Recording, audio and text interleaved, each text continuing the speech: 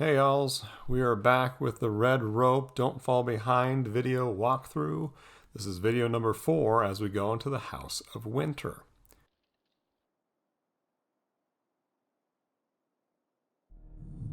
At this point, you've learned a lot of techniques you need in order to survive through Red Rope. I'll just give you a few tidbits of how to survive the rooms, and otherwise I'll try not to talk too much. With this first room, it's pretty easy. You have one tombstone on the opposite side of the room to destroy, and that's it. I think this is the first case of a bottomless pit in a room, so obviously don't fall down there. We want to bait the ghosts away from the middle where it's easier to fall in so you can kill them and cross to the other side. As you'll notice, there are a lot more trees in this house, so watch out for getting wrapped around those because you'll be an easy target if you do get stuck that way.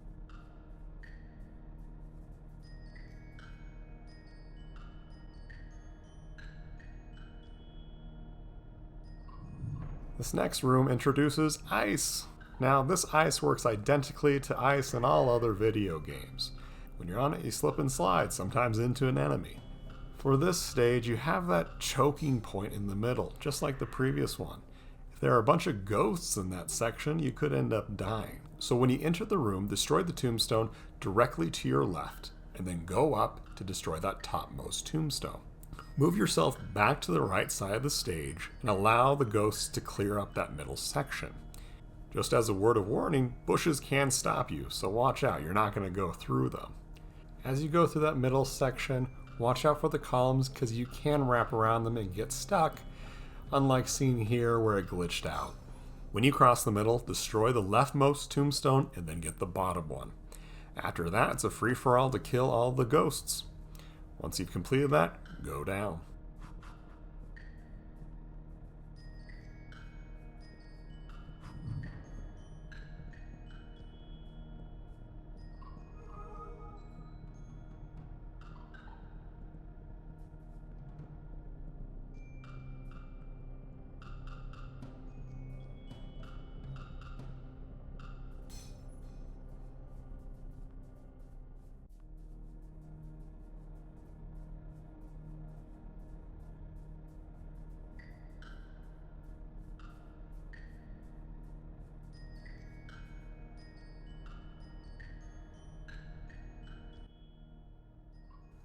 We have a return of the buttons.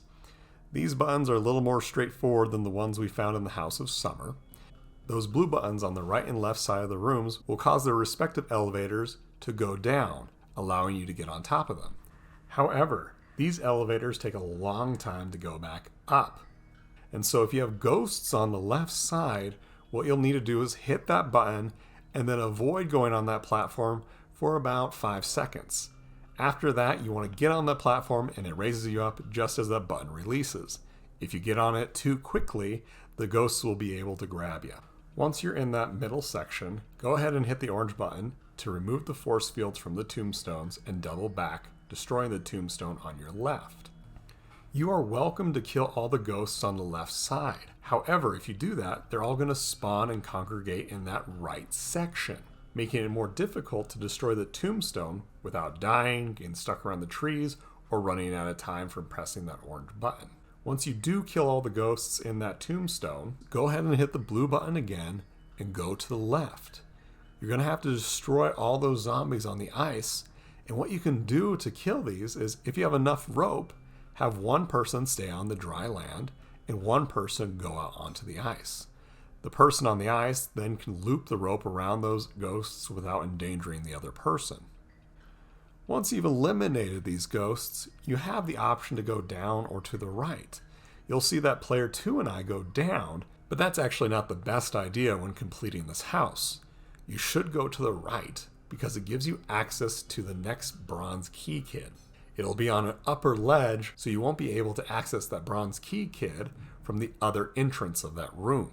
You're going to have to clear that room out, and if you want tidbits on how to do that, you'll go to the end of this video. Otherwise, we're going to go on down.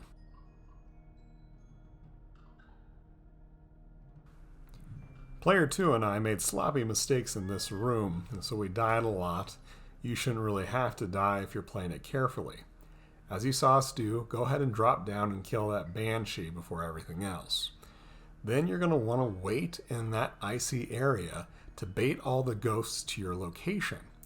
Once they're in a good spot, go ahead and climb up the stairs and make your way to the middle to destroy that tombstone.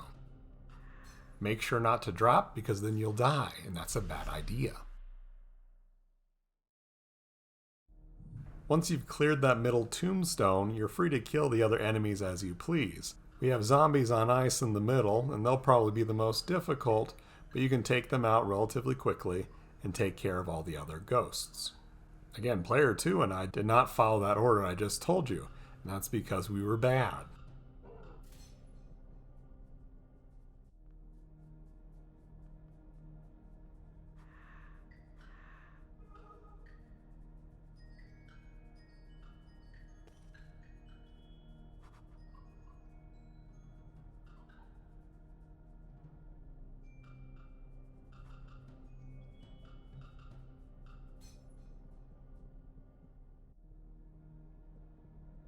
I was bad too. Once you finish with the room, you can either exit to the left or down, at which point you'll hit a wall, and then you'll learn to go to the right side anyway.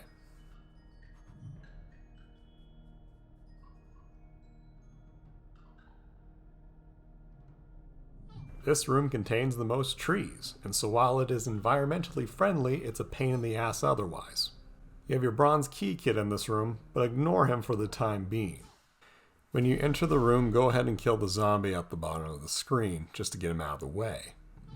The next part is not as difficult as it may look, because we just mainly have to navigate through the trees.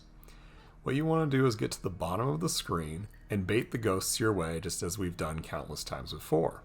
Once most of them have cleared the forest, you can go ahead and enter it, destroying the tombstones on the left and right. Once you do that, it's probably a good idea to get out of that area and kill the ghosts on the ice.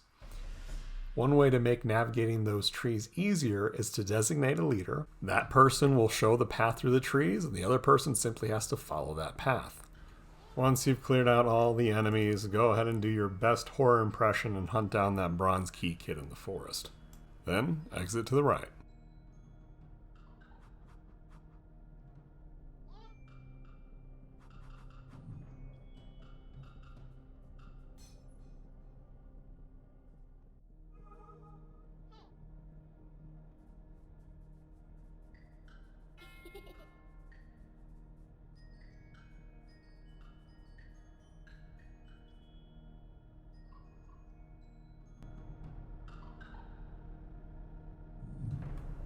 We have another icy tree section here, and before I dig into any strategy, I'm going to show an advanced technique that player 2 does. Right here. Bullshit. So essentially, she learned how to hug a monster and not die. We haven't replicated it yet, but once we do, we'll tell you how to do it. Getting to the stage at hand, this stage is very similar to the last one in that you have to destroy gravestones and avoid trees and ghosts. That button will temporarily take down the force fields, meaning you'll have to maneuver the trees and enemies quickly in order to destroy the tombstones and clear the room. You can go after the Banshee and Zombie first in order to permanently take them off the map. Otherwise, you're just going to have to use all your skills to hit the button and maneuver around the tombstone. We also have some more advanced techniques to show, and I'll explain them as we're doing it. In a moment, you'll see player 2 and I clothesline a tree. The technique here is to windmill around it, pulling yourself closer to the tree trunk while killing other enemies. It's actually a terrible idea, but wait till we do it again effectively.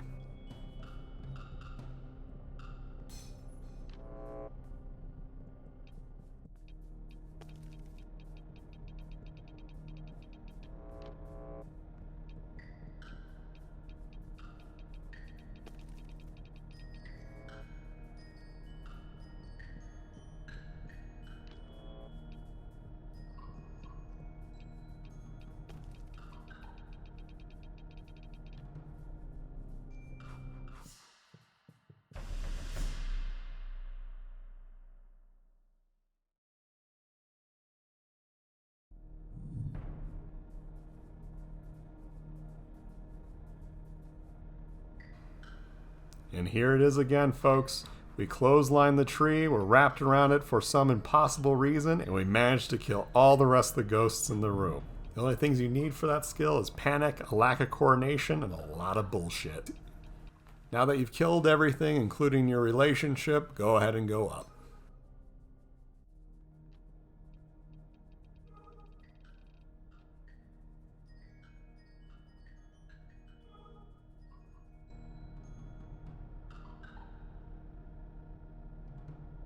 We're in our second to last room for this video.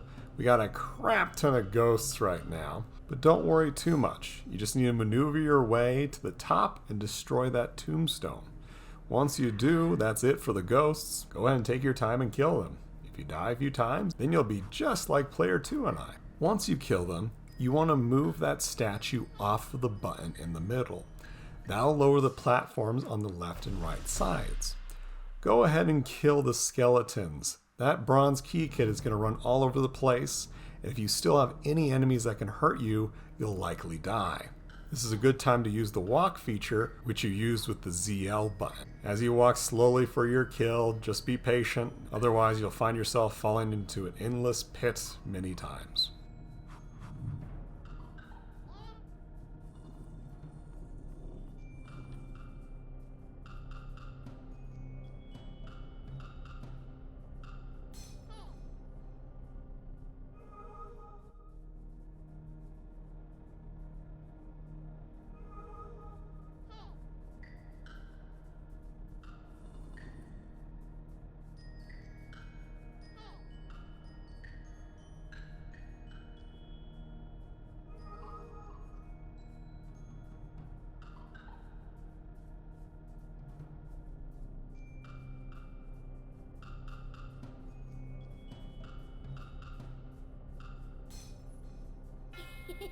If you had killed the bronze key kid in the middle of the house earlier in the video, then you've completed this house and can move on.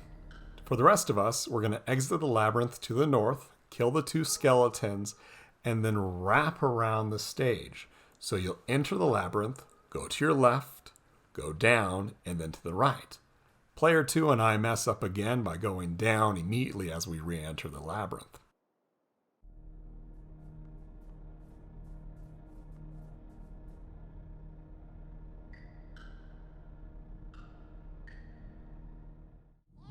In this room, notice that there are no tombstones, so go ahead and kill those zombies immediately. It took player 2 and I a little fumbling before we realized that fact. In the middle of the room, we have the last new enemy of the first 4 houses, the Harpy. This Harpy is killed much like the zombies, except it's invincible when it's flying above you. Once you enter its aggro area, it will lunge at you, dipping down. You and your partner need to separate and wrap around it when it's down in order to kill it, otherwise it'll fly back up.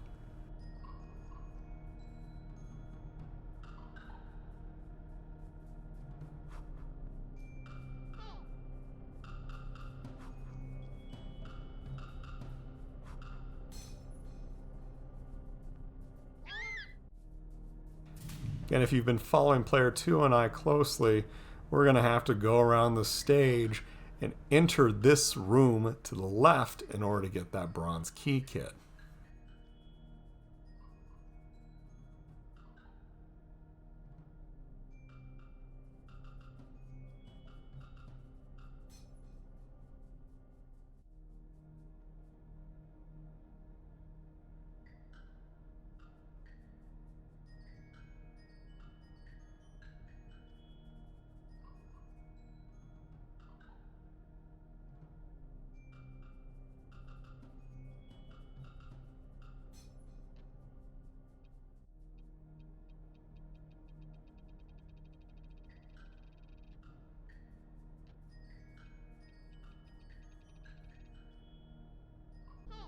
Once you're on this left side of the room, you want to kill the skeletons quickly because again, the bronze key kid is going to run around all over the place. You don't want to die to that skeleton just because you're trying to get him. Once you've killed that bronze key kid, go ahead and exit this house by going north out of this room and then to the right.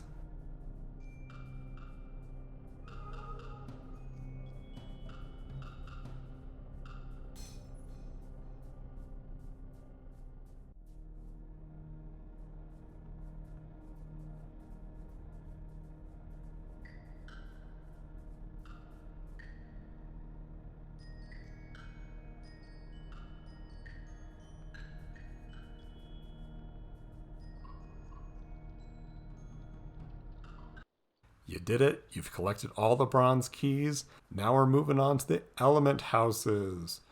Until then, well, bye.